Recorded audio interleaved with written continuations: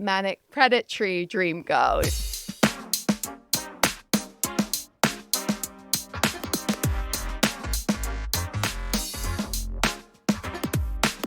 Welcome to Groovy Movies. My name is Lily Austin. And my name's James Brailsford. Hello. Hey James, how are you feeling? A little bit under the weather today, so I'm hoping I can still bring my top-level A game to the podcast. Oh, I don't think you'll be able to resist with this topic. I have every faith. I have said the incantations. I have lit an incense, cast a spell. Done a few hexes, sent some curses. Okay, great. Well, yes, we're alluding to the theme of the episode because next week, of course, is Halloween. So with that in mind, we decided to do an episode on witches because cinema, I feel like it was made for witches. It's got an illustrious history of films either featuring witches or focused on witches as the whole plot.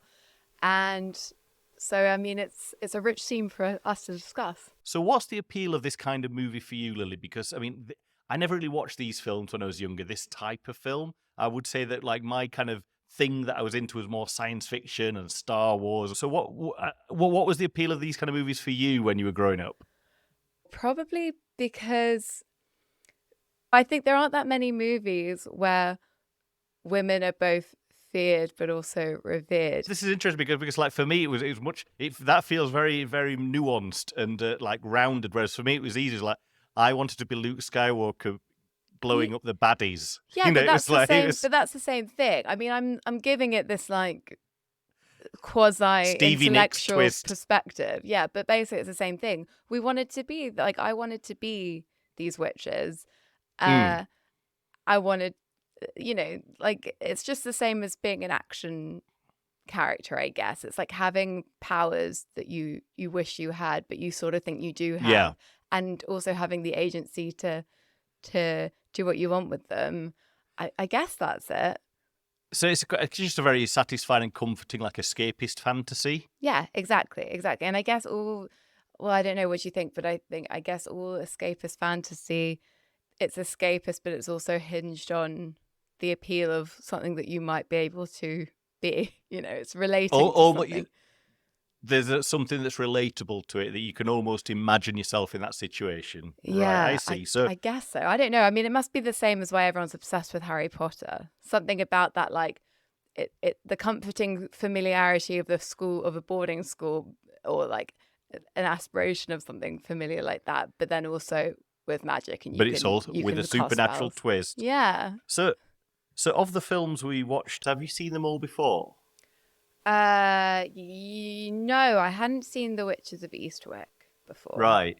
Yeah, no, I'd never seen any of them before, actually. I'd heard of all three quite well, but never seen any of them. They're all new to me. Yeah, that's right, because to give you a full overview of what's coming up, guys, we are talking about The Witches of Eastwick from 1987, The Craft from 1996. That is the 25th anniversary of Practical Magic coming out, so I had to insist on us doing an episode which featured practical magic.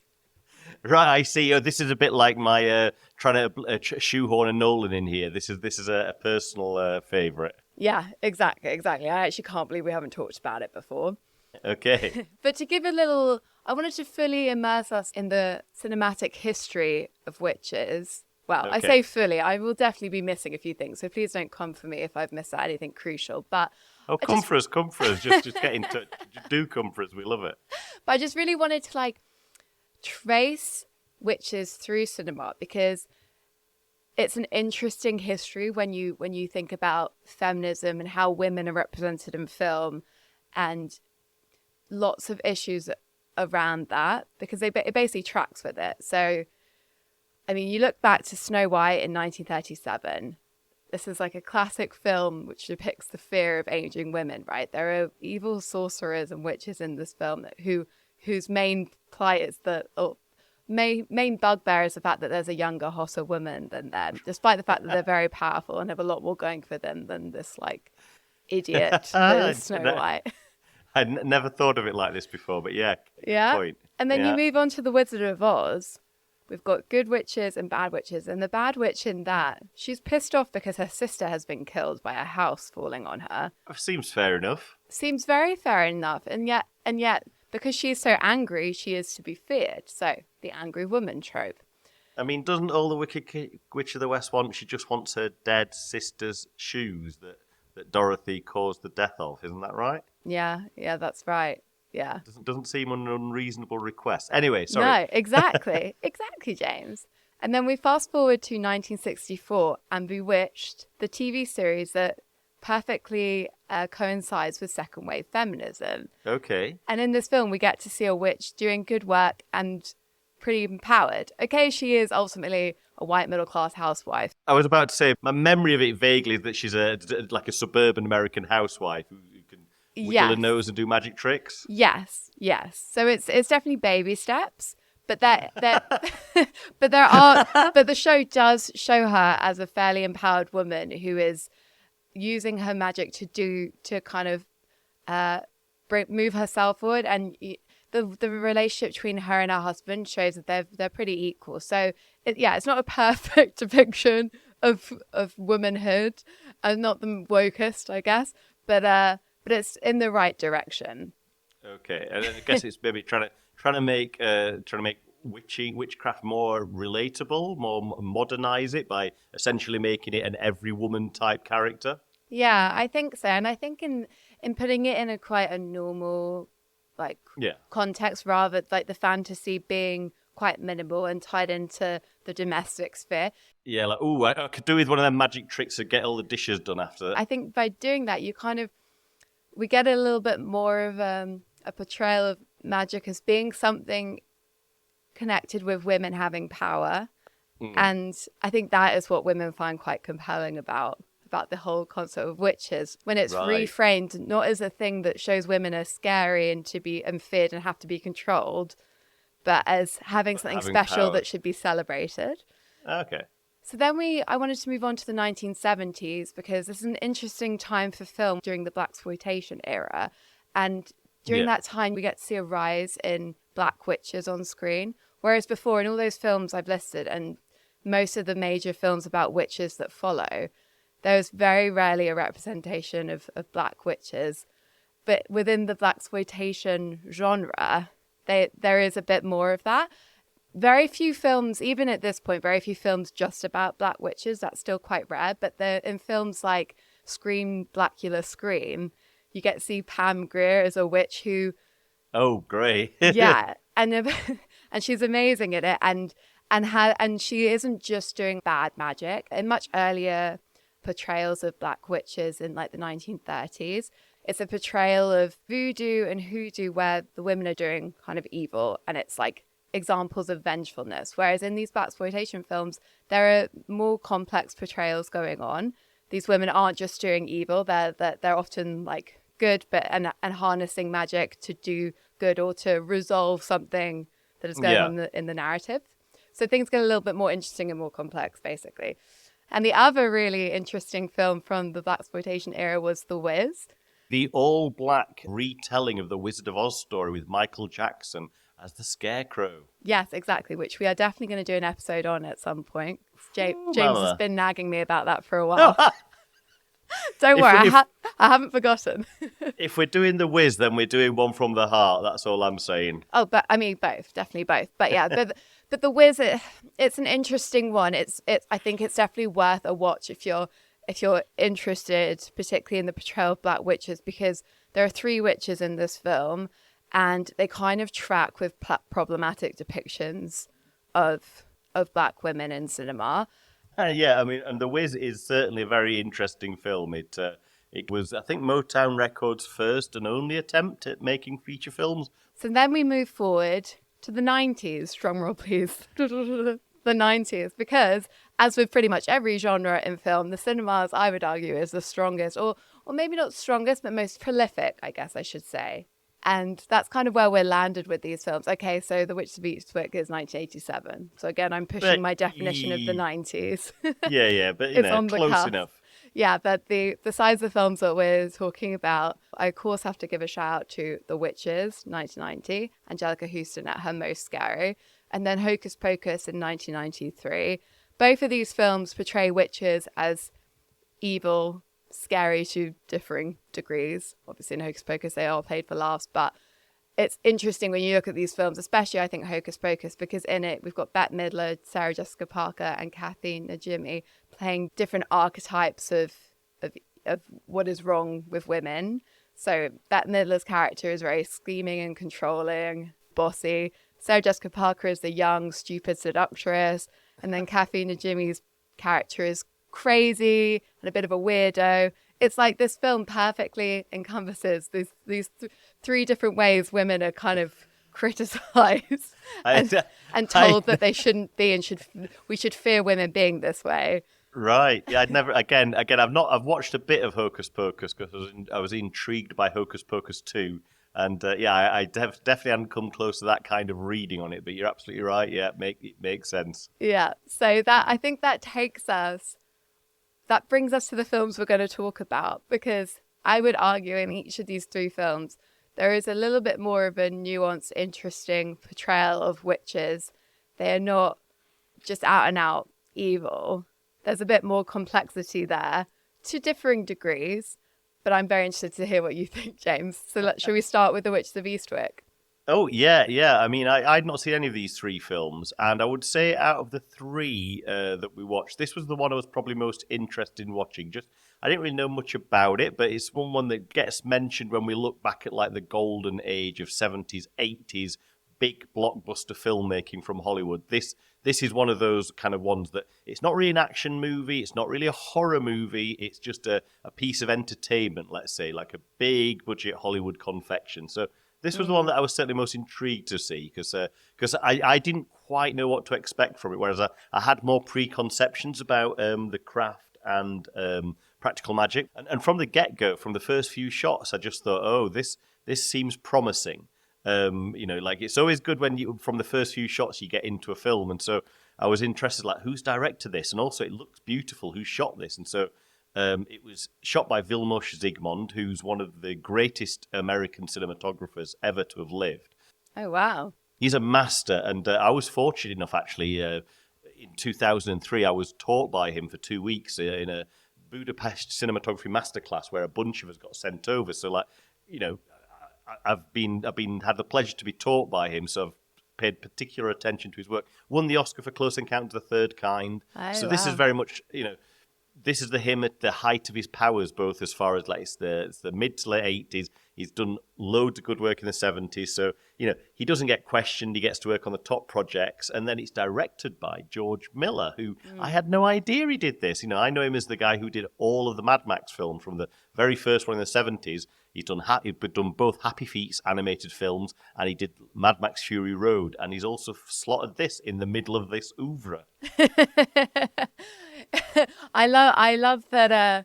I love that your go-to is about the cinematography and the director. Okay, fair enough, director. But for me, it's just all about the cast, and particularly that Cher is in this film. But I think both of these things are valid. Is what this film is. It's everything's A-list. You've got like the biggest Hollywood actors. You've got the best cinematographer. You've got maybe it's not the Hollywood's greatest, but you've got one of the best directors. No expense has been spared.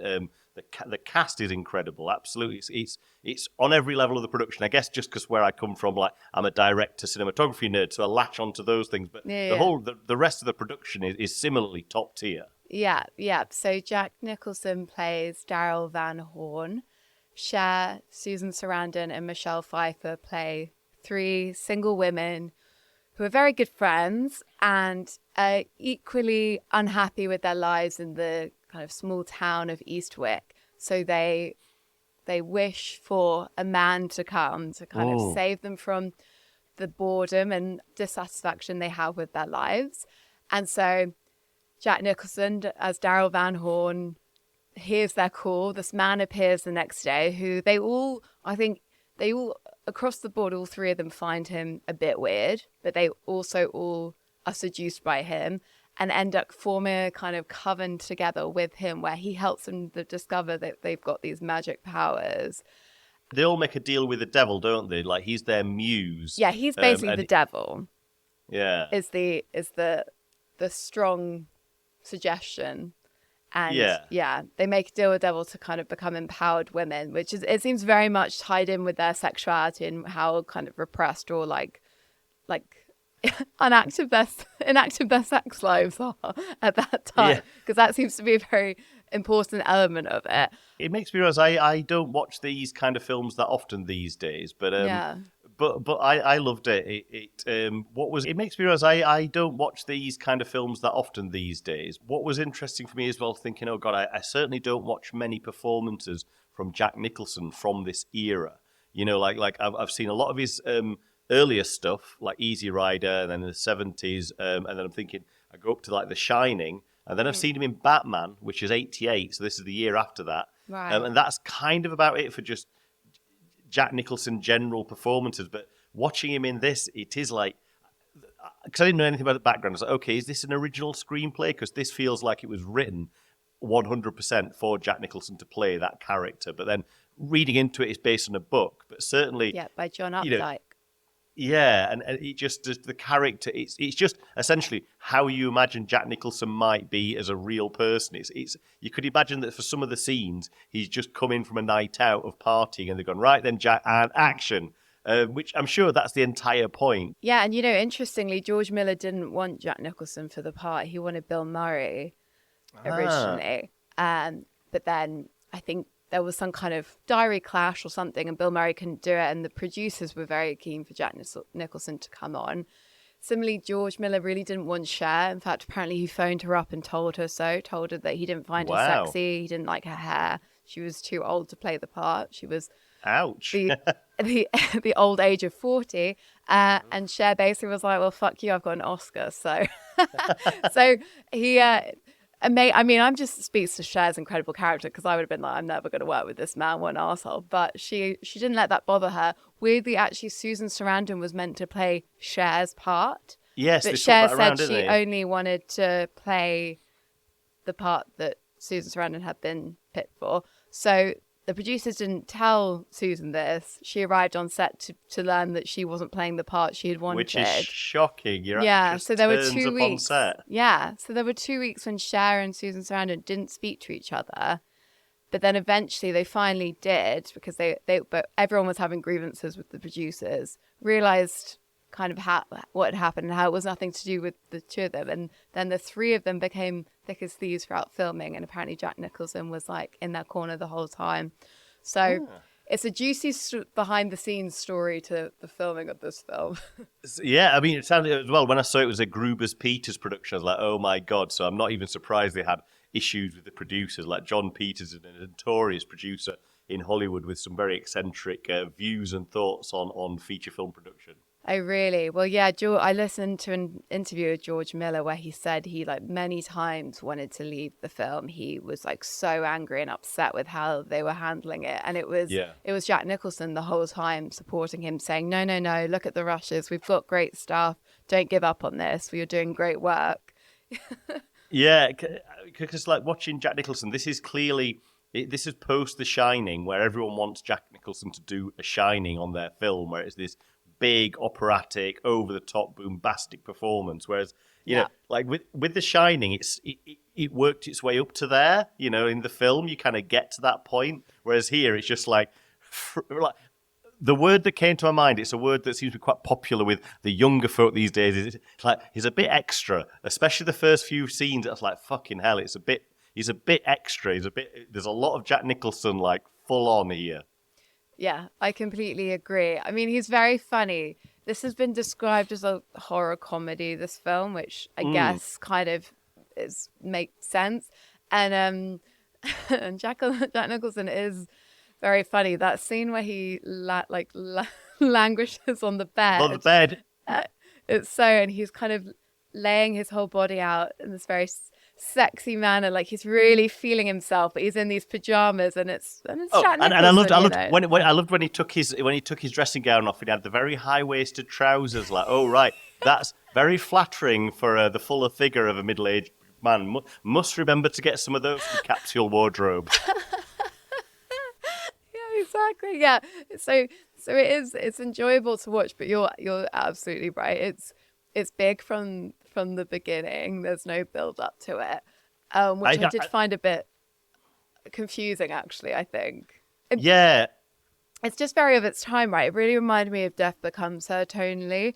That I feel like the 80s, there were a lot of films which big budget, amazing cast, and they're quite broad comedies, but then intertwined with that is this quite goofy weirdness.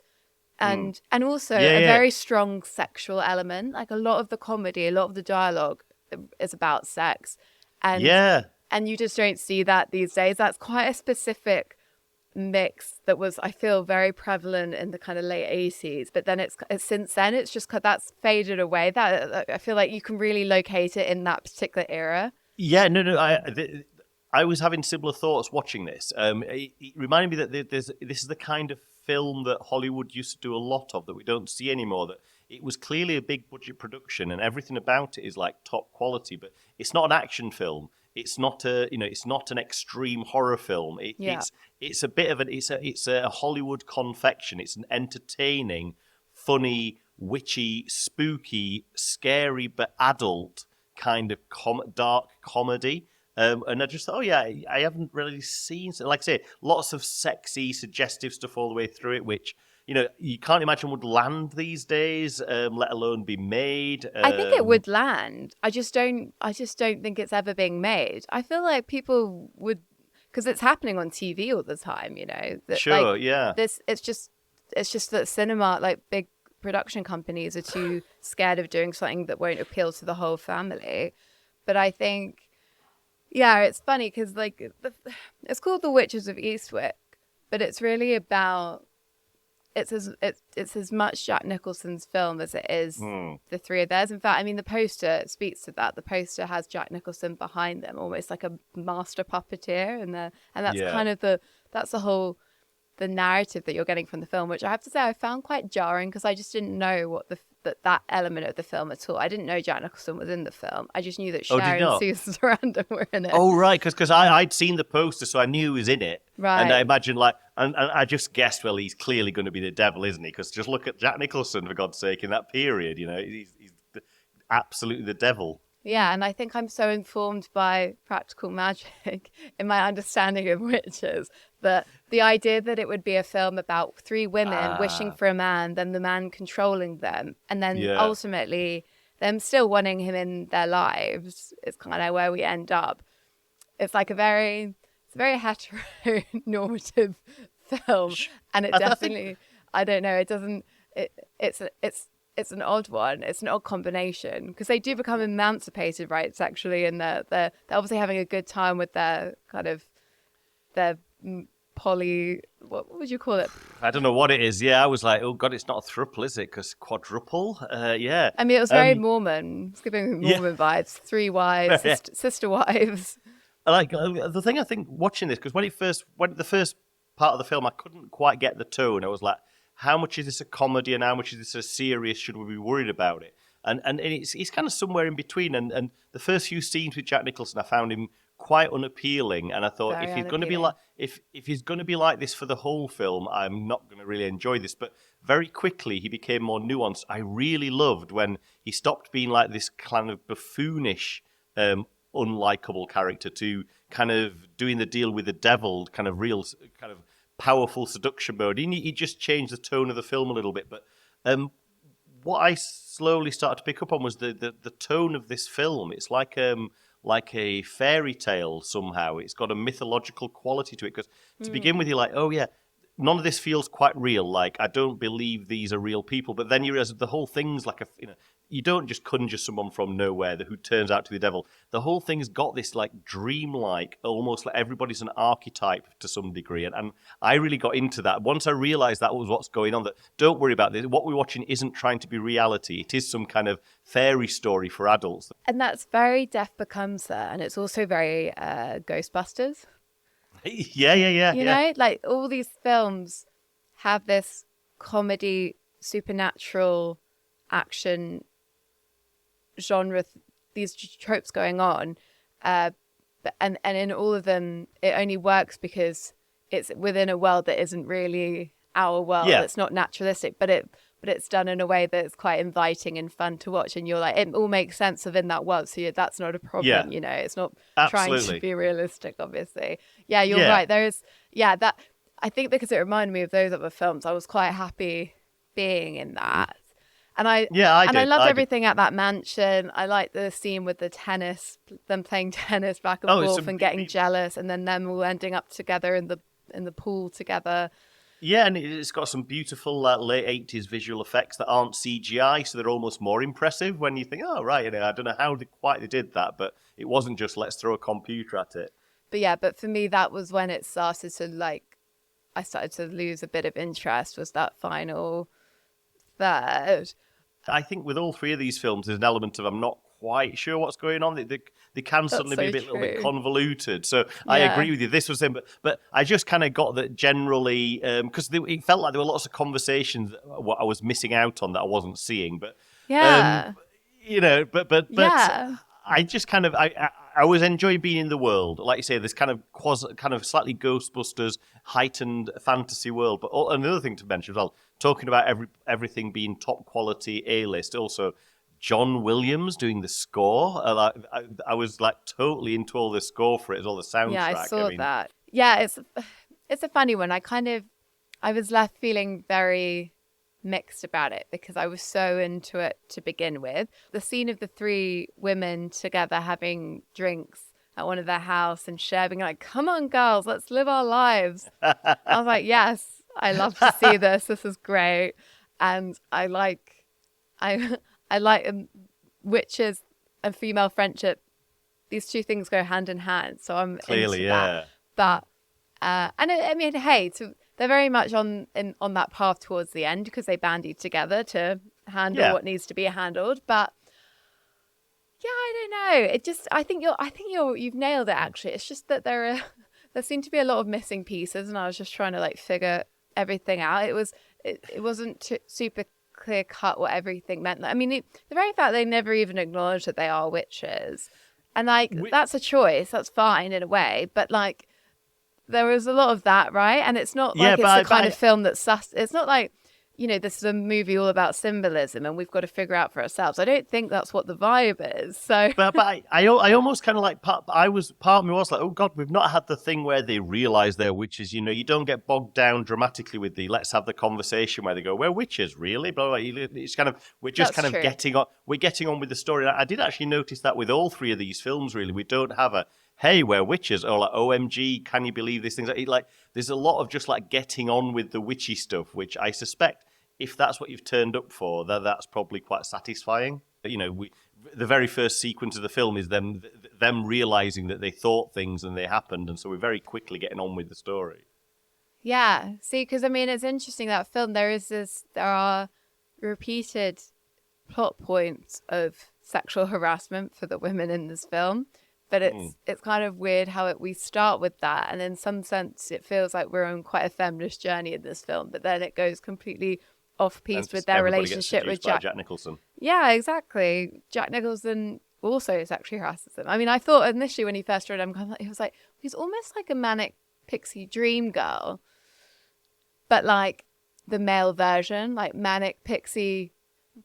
Manic predatory dream girl, I was gonna say he's like a nightmare. Yeah, he's like, but that's yeah. And then I thought, no, actually, he's way more controlling than that, unfortunately. But what I like about him, he starts off incredibly powerful. There's something about I don't know much about my kind of mythological stories and tales, but there does something seem to be about a devil character in old myths where he then gets turned into he starts off being a genuinely terrifying presence, but then essentially becomes quite weak and powerless and almost a comedic figure. And that happened in The Witches of Eastwick, which I quite like, because for the first half of his time in the film, he's very clearly in control, got lots of powers, but then they seem to diminish as the women get more powerful, and he becomes almost like a joke towards the end. I think it's the minute that they decide that then they don't want him in their lives anymore, they're not interested in him and turn away from him.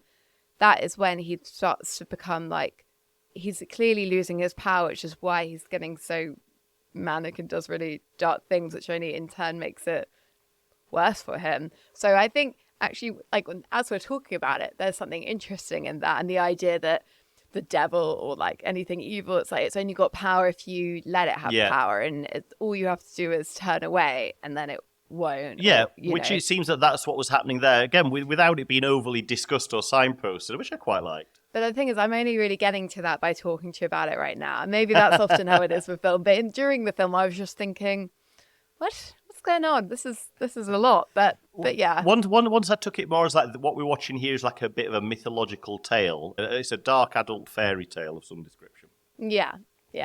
Okay, well, shall we move on to The Craft? Yes, please. Yes, let's move on. All right, so The Craft, as I said before, was made in 1996. Directed by Andrew Fleming, and a story by Peter Filardi. So you'll notice that in both The Witches of Eastwick and The Craft, these are directed and written by men.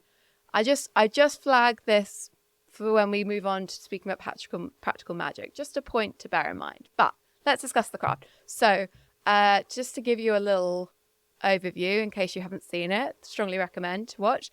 It follows Sarah Bailey, who's played by Robin Tunney. She's a new girl in school. She encounters 3 girls who kind of spot in her that she's got an amazing magical power, and she's like, oh great, we finally found our 4th to complete our coven. So she joins the girl gang. They all have things that they're unhappy about in their life, so with their newfound magical powers they're able to resolve these problems. But they then encounter the Wiccan rule of 3. This is a real thing in Wicca, by the way, is that whatever you send out, you'll get back 3 times 3. So, of course, everything that's gone right for them starts to unravel. The magic they're using soon becomes clear to be much darker than perhaps they would have encountered, and their friendship starts to deteriorate as a result. But I'll say no more than that. James, what did you think of The Craft? What are your thoughts? Did you hate it?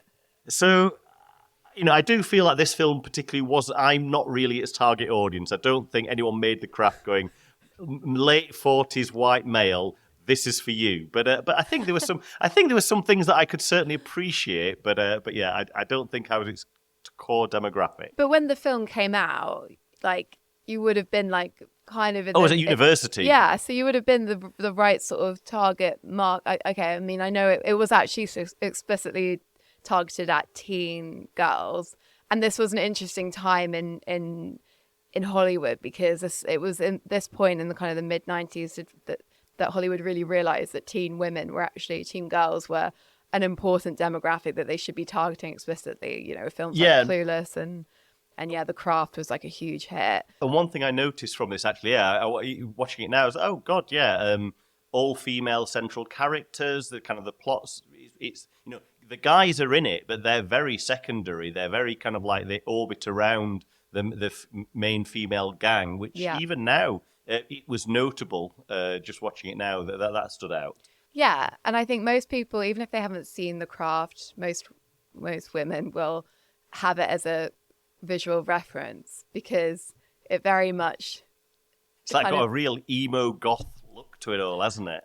I wouldn't say emo, but I would say goth. I feel like that it was very much, it's like canon in that 90s goth girl trend. Yeah. And I mean, there were lots of films and TV, Buffy the Vampire came out around this time as well. Like there was a lot, it was very much on trend witches in film at this time. But I think this film, just in terms of the styling, it definitely fits with that kind of gothic crosses, mini skirts, but also like lace and that kind of combination of things. So I honestly think that is why this film has endured more than the story itself. It's quite odd because I had seen it before, but I actually watching it again, I was like, oh wow, I forgot that actually this film is its messages are not very feminist at all. And we think of it as being part of this canon when actually, I think on a very surface level, yes, great to see 4 women protagonists, but the messages of it seems to be female friendship is completely phony. You can't really trust your female friends. They will turn their back on you if you don't do as they say. And also the main message about these witches seems to be that women can't handle power. They shouldn't be allowed to have it because these women become powerful and then everything goes wrong. One of them goes mad and is like basically total evil.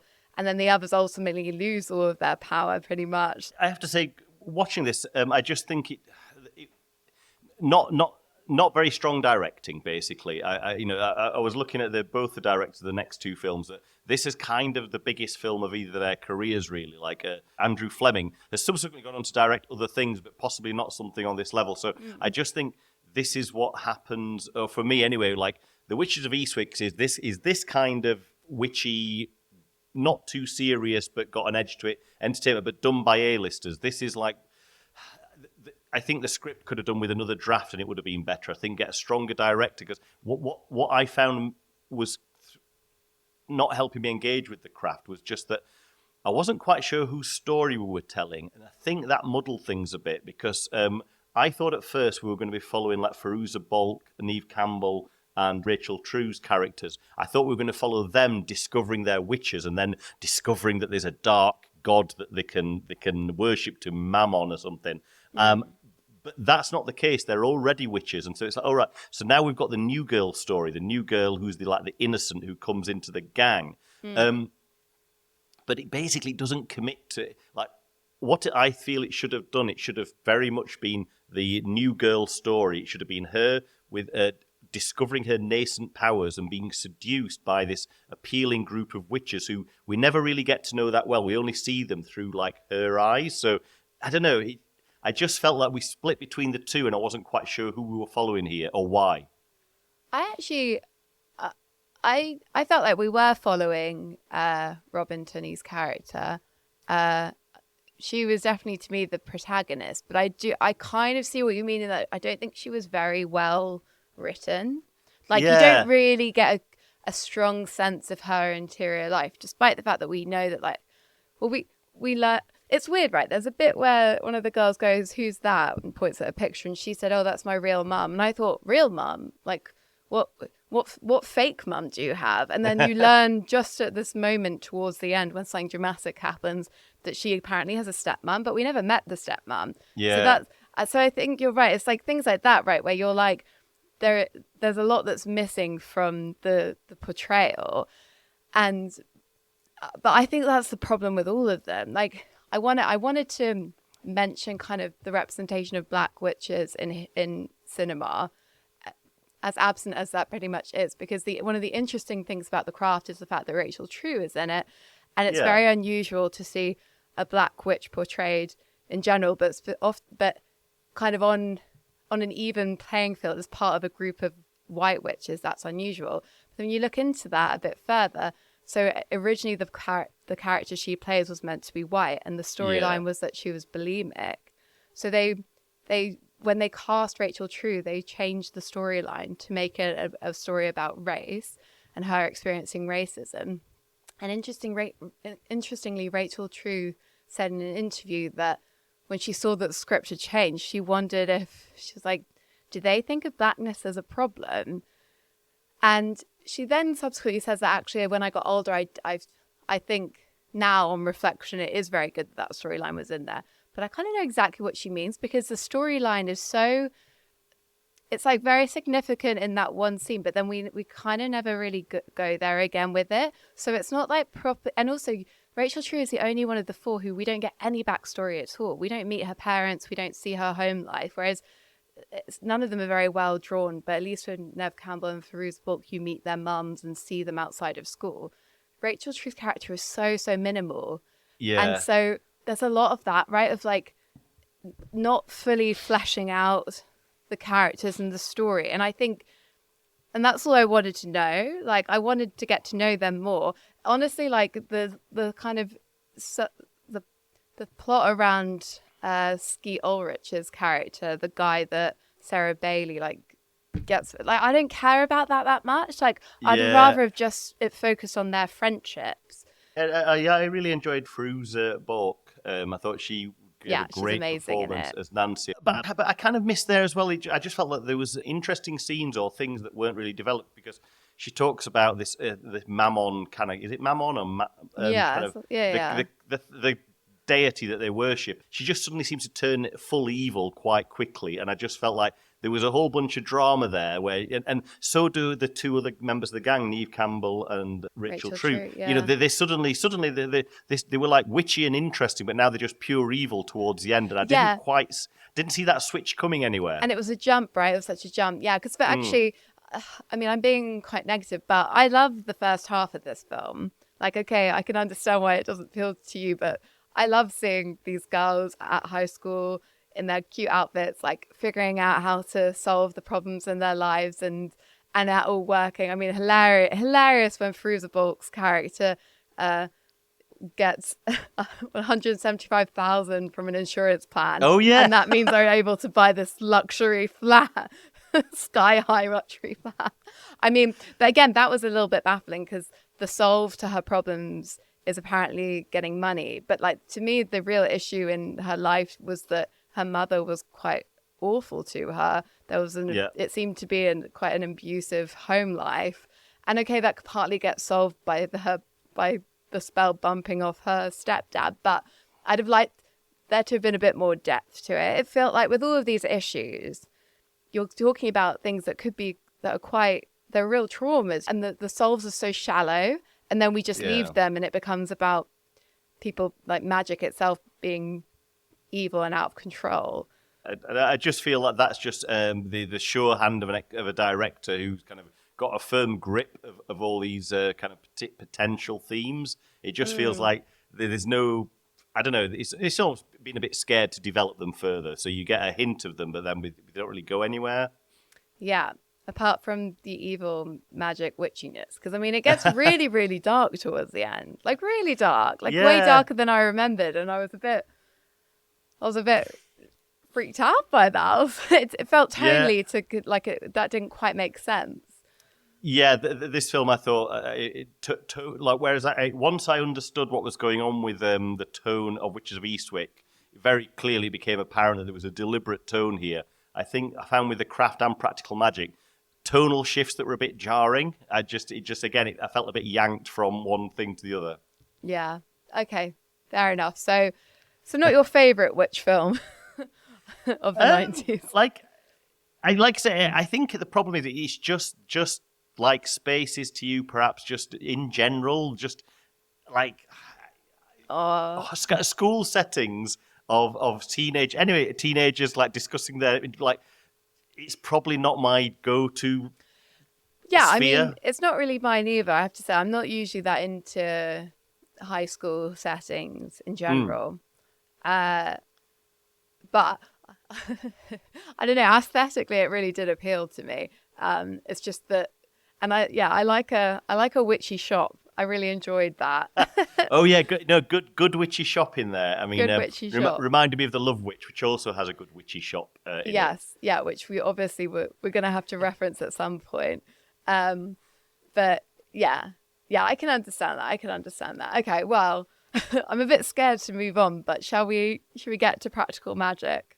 Yes, please. I'd love you to tell me about your relationship with practical magic, because I am aware that it's something that's developed quite a following over the years, and so I'm treading very lightly. All I'm saying, I was watching this thinking, got to be careful, because I realise it's very beloved to a lot of people, and the thing is, I can definitely see why. I can absolutely see why it is, but I want to know your relationship with it. When did you first see it? Oh, I'm not sure when I first saw it. I think I was probably, I don't know how old I was, maybe a preteen.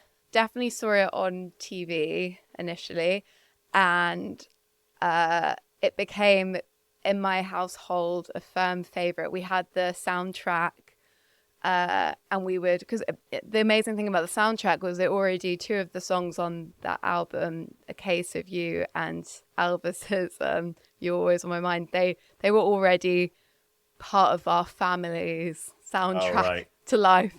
So it really appealed to my mum and sisters. So watched it many times, listened to that soundtrack many times, and have loved it ever since. I mean, I have to tell you, I only really recently, because it's the 25th anniversary, there's been a bit more press around practical magic this year. And up until then, I didn't really know that it was a flop and considered critically to be. It was really lambasted when Yeah, it came out. I have to say, I didn't realize it was a flop until I was just doing the research for this. I kind of assumed it was something that did okay. Yeah. When I read about why, I had to really work hard to understand what they were talking about, like the stuff Go on, around why? it being tonally all over the place and the plot being like confusing. To me, the film is just so perfectly formed. I mean, like I those- don't get it, but I do intellectually. I can understand now. I can figure out what people are talking about. But for me, this film is perfection. And honestly, I was thinking it would be one of my desert island films, but I won't. Wow. I won't pick it when it comes to my episode because we have that rule about not films we talked about before, which does really hurt my heart. But yeah, I love it. I think Griffin Dunn is a fantastic director, and Griffin Dunn, who's not really done anything since. yeah, really, he didn't need to. Mic drop, job done.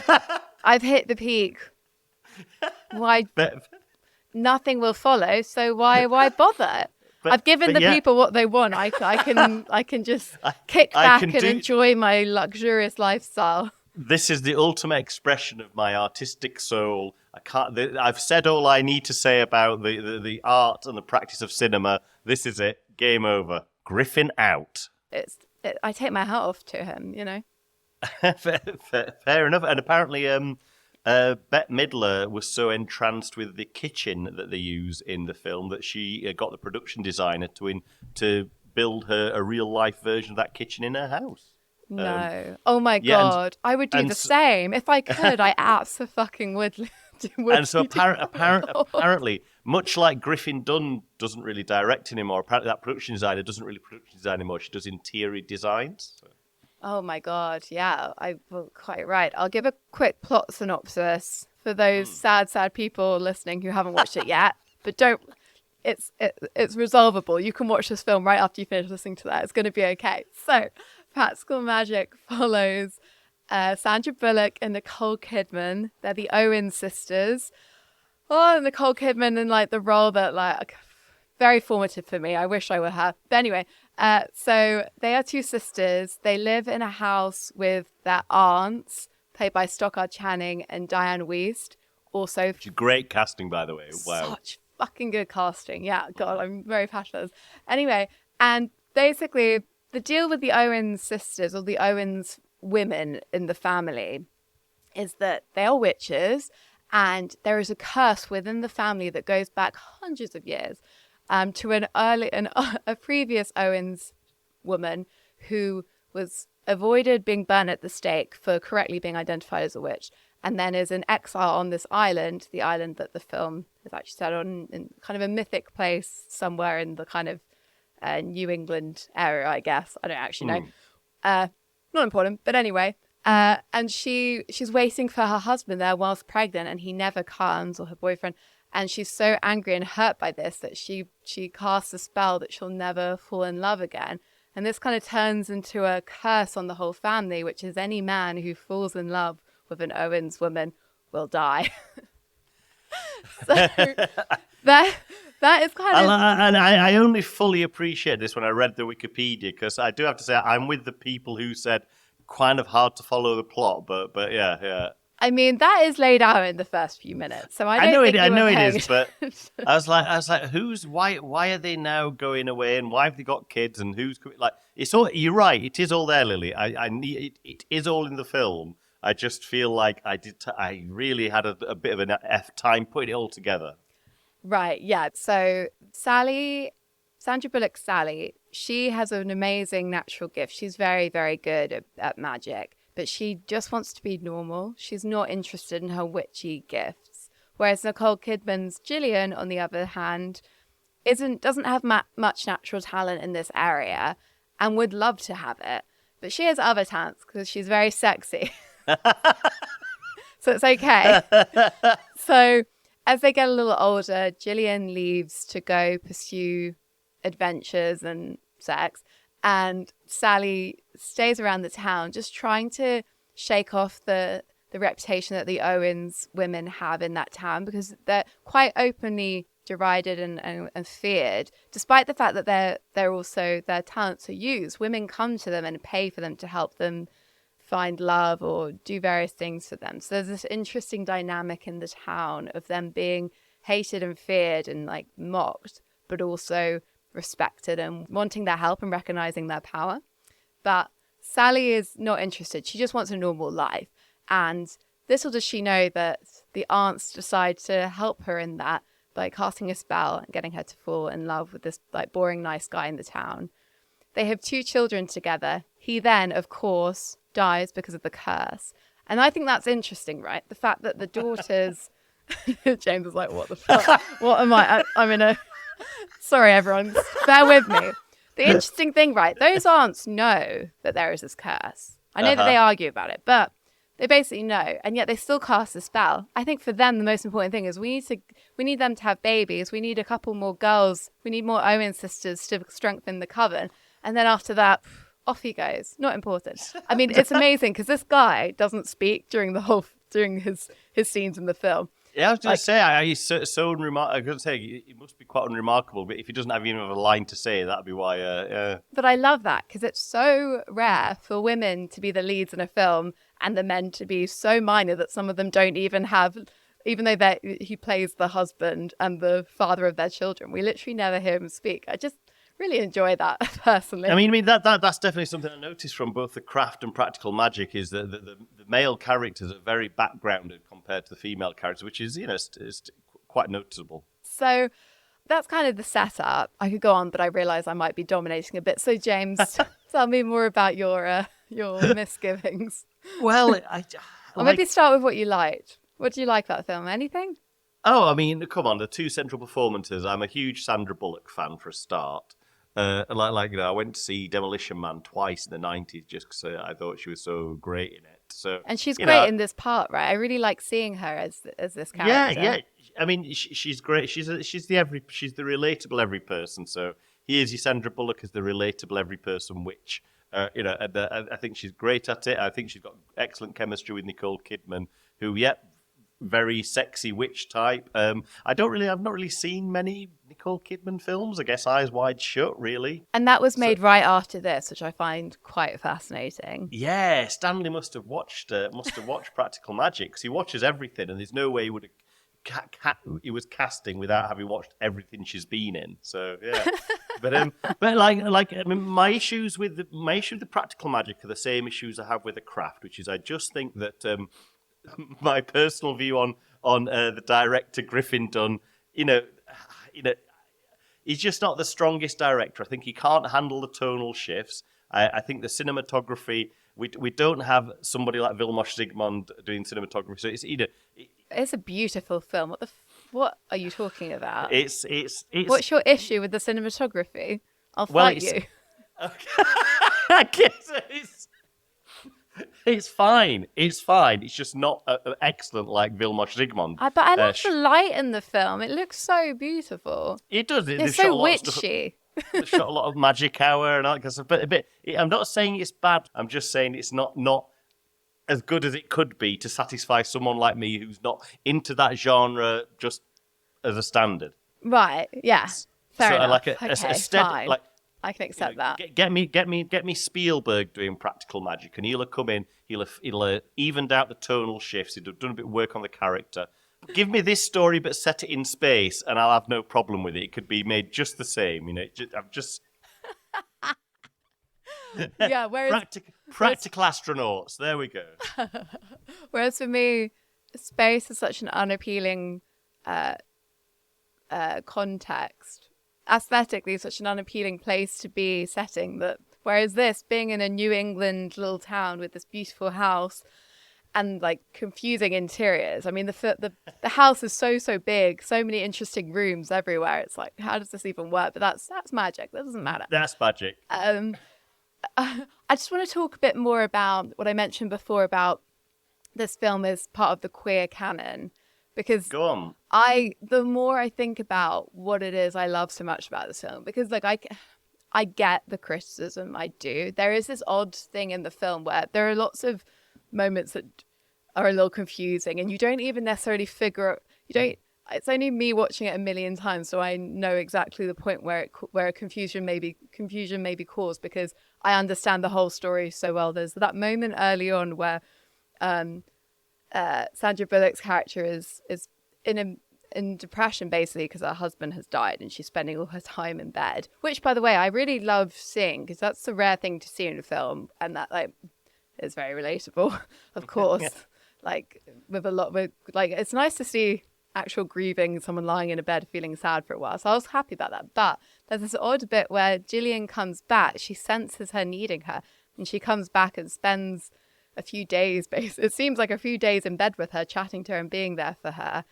And then she just goes. Obviously, I guess she senses that Sally's doing a bit better, so this is the moment. But then a bit of time passes, Gillian comes back and she says to Sally, like, oh, will they like me? Like, she's not met her daughters before. And it's like, so sorry, you magicked yourself into this house, spent time with your sister, but never said hi to your nieces. It's kind of weird. And I feel like it's that kind of thing that happens quite a lot in the film, where there's a lack of internal logic to what's logic really to what's going on, and there is this weird tonal shift towards the end when the action is ratcheting up, and we're dealing with this evil spirit of an ex-boyfriend, which even as a sentence, I mean, I really enjoy, but it is weird because you're flip-flopping between that and like this more slower paced love story that's building with Sandra's character, and and the switching between the two, I can understand, might for some people feel a little bit jarring.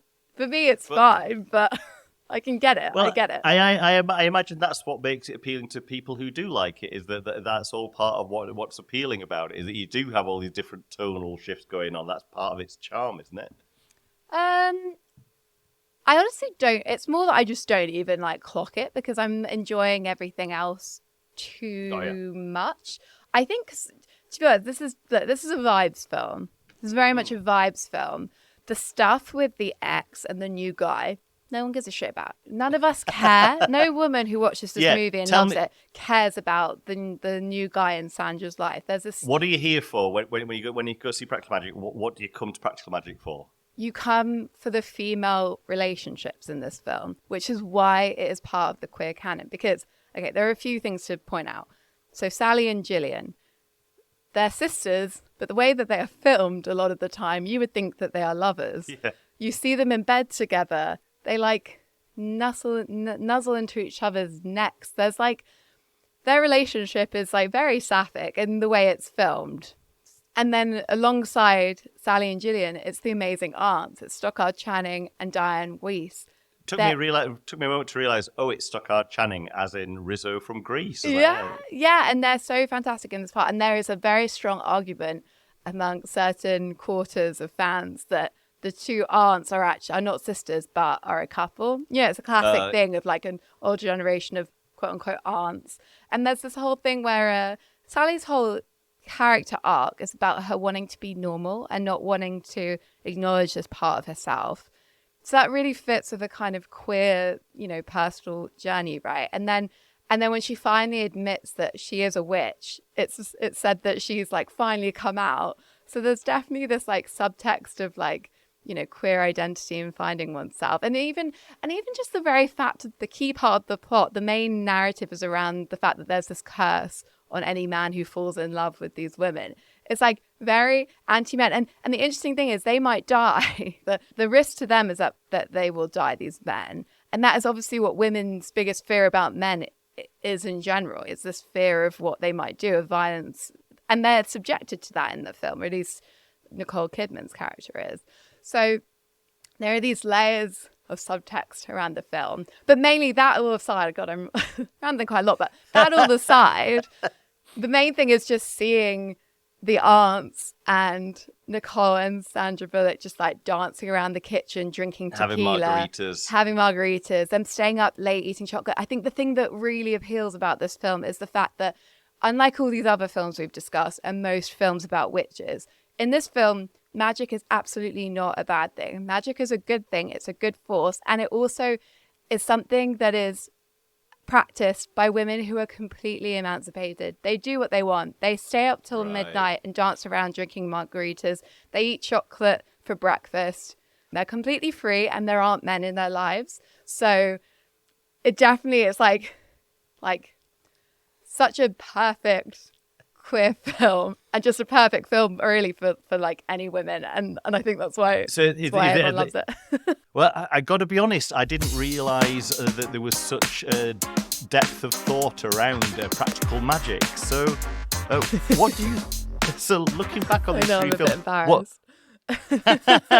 What have we learned, Lily? Looking back on this for you, what's it like to see these films that you kind of, a couple of them you watched when you were younger quite often? I mean, always in the case of practical magic, always comforting. There's always more that I can take from it, and if anything, I think I very rarely like a movie that is generally considered a flop. I feel like I am very much at one with the like critical consensus most of the time. So I sort of feel weirdly proud of the fact that I love a film that clearly you loads occasionally of people support don't the like. underdog. Yeah, it feels that feels nice for me. But I think, I mean, my real takeaway, I mean, is that with these films, it's just how much witches are just so aligned with whatever is happening in kind of the political sphere of women, because we ended up, I don't think we didn't intend to, at least I didn't intend to. James basically handed me over the choice of these films, and I just was immediately drawn to doing films set in the 90s versus anywhere else. I mean, okay, that's because they're ones I'm more familiar with, but I think, I don't know, it does kind of attest to the fact that this was the third wave of feminism, and just like as I was saying at the start of the episode, how these films tend to align with these moments in women's history.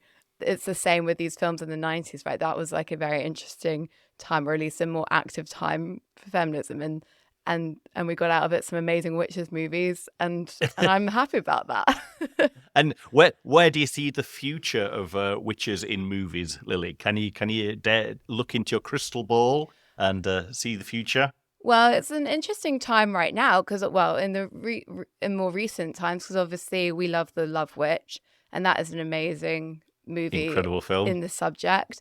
And there is this web series called Juju that came out a couple of years ago, and I think that is definitely an area of films that look at witchcraft from the kind of non-pagan white woman perspective. That witchcraft is a part of every single community across the world, so I'd love to see different stories from different places. And yeah, there's so many more stories to tell in this world, James, and I can't wait to see more of them. Absolutely. Well, I think with that very well wrapped up, shall we take a trip to the film pharmacy? Oh, yes, please. Okay, so this week's entry goes something like this. I'm getting older, and I feel when I was younger, I had loads of dreams of success and my dreams coming true. I don't believe they have. Do you have a film to help me believe my dreams are attainable later in life? I mean, I'm only 44, but it feels later in life. A midlife crisis aversion film. That's another tall order for Groovy Movies. I feel like we're pushing at the boundaries of what we're capable of here, but we'll try. Yeah, absolutely. Yeah, I did struggle a bit with this one because I feel like what will inspire you is very much dependent on the person, right? Yeah, and absolutely. And so what I came up with, I thought, I'm trying to think of films about like a middle-aged or older protagonist who suddenly turns things around or has a late life career shift. And it made me think of Ikiru, the Akira Kurosawa film that was remade recently with Bill Nighy, which was called Living, which is a wonderful remake about a Japanese middle management bureaucrat who finds out that he's got terminal cancer. And so it encourages him to reassess his life and to re-embrace his life. I'm not quite sure if it's going to hit the spot, but it's the closest I could get to. I thought of Gyro Dreams of Sushi, the 2013 documentary. It's by a director called David Gelb. And if you haven't seen this already, it follows an 85-year-old sushi master called Gyro Ono. And it's very inspiring because this is a man who's late later in life, but he's still absolutely passionate and committed to what he does, and to a like intense degree. He's very, very specific on how it's prepared, how everyone eats it, what you do when you come to his restaurant. It's quite full on, but I find it's an inspiring thing to see, because it kind of makes you think, oh yeah, like it's all about just finding that thing that will excite you every day forever, to the point where you'll still be working at it at 85. And still also excited by it, yeah. Yeah. But also the film follows his relationships with his sons, and one in particular who struggles to live up to his very exacting standards. He's just not quite as good as his dad. And I actually find that also quite weirdly reassuring, because even though Jai's inspiring, it's also like, oh my God, to be that particular and that good, that's quite an unusual thing. And so it's almost quite reassuring to be like, okay, yeah, no, he's like another level, and his son is like a more normal level, and that's good. That's okay too. So there are many levels of reassurance, I think, that I hope will reassure but also inspire. Well, I hope so. It sounds very interesting. I've not heard of that before. I think it's on Mubi, I think. Okay. Not totally sure. But yeah, give it I think you would really enjoy it, James. I would strongly recommend. Yeah. Great. All right. Well, that's it for another episode of Groovy Movies. Thank you so much for listening. Yeah, and if you could find your way to leaving us a review or a like, it all helps get the podcast out to a bigger audience. Thank you. Absolutely. All right. So we will see you next week. Bye. Bye. Follow us on Instagram at Groovy Movies Pod, or email us groovymoviespod@gmail.com. Groovy Movies was produced and edited by Lily Austin. Music and sound by James Brailsford. Our logo was designed by Abby Jo Sheldon. For references and more information about the films discussed, check out the show notes.